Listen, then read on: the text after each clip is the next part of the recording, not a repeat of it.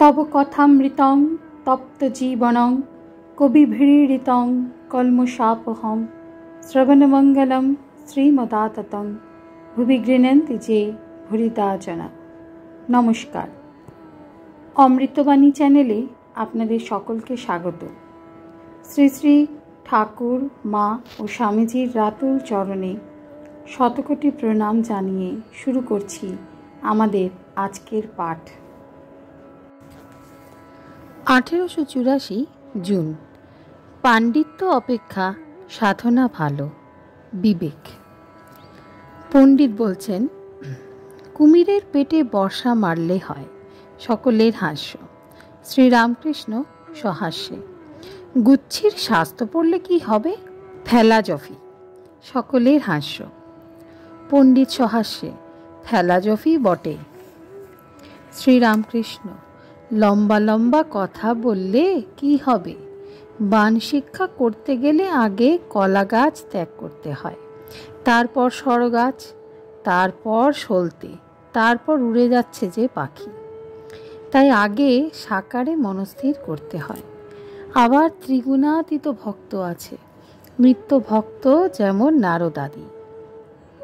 সে ভক্তিতে চিন্ময় শ্যাম, চিন্ময় ধাম, চিন্ময় সেবক, নিত্য ঈশ্বর, নিত্য ভক্ত, নিত্য ধাম। যারা নেতি নেতি জ্ঞান বিচার করছে তারা অবতার মানে না।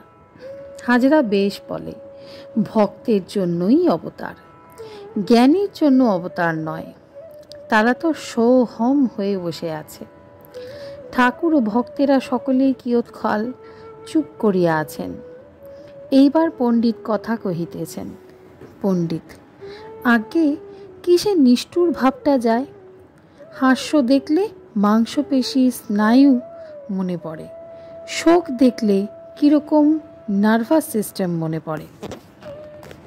শ্রীরামকৃষ্ণ সহাস্যে।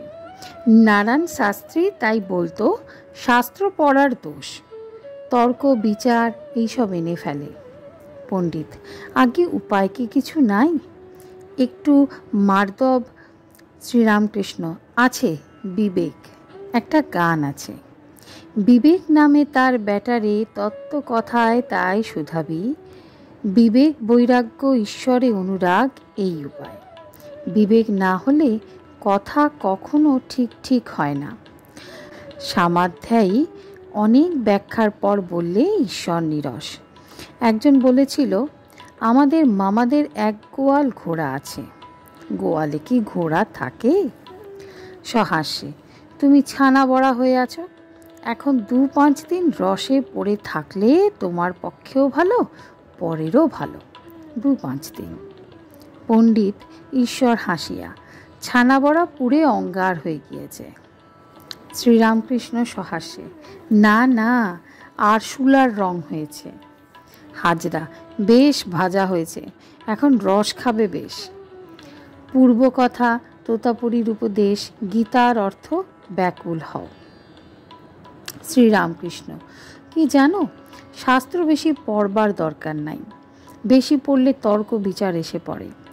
ন্যাংটা আমায় শেখাতো, উপদেশ দিত, গীতা 10 বার বললে যা হয় তাই গীতার সার। অর্থাৎ গীতা গীতা 10 বার বলতে বলতে ত্যাগী ত্যাগী হয়ে যায়। উপায়: বিবেক, বৈরাগ্য আর ঈশ্বরে অনুরাগ। কিরূপ অনুরাগ? ঈশ্বরের জন্য প্রাণ ব্যাকুল, যেমন ব্যাকুল হয়ে বৎসের পিছে গাভী ধায়। পণ্ডিত: বেদে ঠিক অমনি আছে, গাভী যেমন বৎসের জন্য ডাকে, তোমাকে আমরা তেমনি ডাকছি। শ্রীরামকৃষ্ণ: ব্যাকুলতার সঙ্গে কাঁদো, আর বিবেক বৈরাগ্য এনে যদি কেউ সর্বত্যাগ করতে পারে তাহলে সাক্ষাৎকার হবে। সে ব্যাকুলতা এলে উন্মাদের অবস্থা হয়। তা জ্ঞান পথেই থাক আর ভক্তি পথেই থাক। দুর্বাসার জ্ঞানোন্মাদ হয়েছিল। সংসারীর জ্ঞান আর সর্বত্যাগের জ্ঞান অনেক তফাৎ। সংসারের জ্ঞান দ্বীপের আলোর ন্যায় ঘরের ভিতরটি আলো হয়, নিজের দেহ ঘরকন্যা ছাড়া আর কিছু বুঝতে পারে না। সর্বত্যাগীর জ্ঞান সূর্যের আলোর ন্যায়, সে আলোতে ঘরের ভিতর বার সব দেখা যায়। চৈতন্যদেবের জ্ঞান সৌর জ্ঞান, জ্ঞান সূর্যের আলো, আবার তার ভিতর ভক্তিচন্দ্রের শীতল আলোও ছিল। ব্রহ্মজ্ঞান, ভক্তি, প্রেম দুইই ছিল। ঠাকুর কি চৈতন্যদেবের অবস্থা বর্ণনা করিয়া নিজের অবস্থা বলিতেছেন? আজকের পাঠ এ পর্যন্ত। নমস্কার।